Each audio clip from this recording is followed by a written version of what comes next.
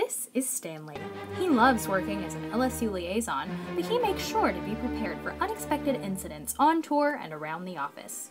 State law mandates that each employee complete ethics and sexual harassment training online within 30 days of the new calendar year.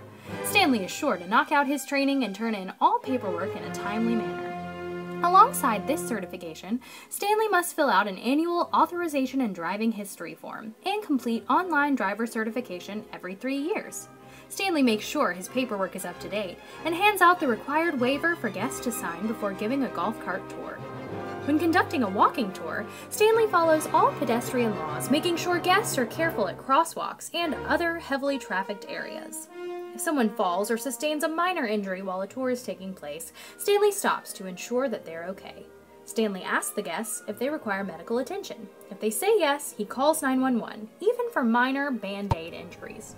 LSU police will be dispatched to the scene to take photos, and paramedics will arrive to assist the guests. The tour guide and the guest will be required to fill out an incident report. Stanley informs Ashley, Arlie, or Anthony that an incident has occurred. If the first staff member he contacts is out of the office, he contacts other staff members until he successfully reaches someone. If the guest refuses medical attention, Stanley still informs Ashley, Arlie, or Anthony immediately so that a waiver can be presented to the guest in question at the closing. Stanley will be required to sign this waiver as a witness.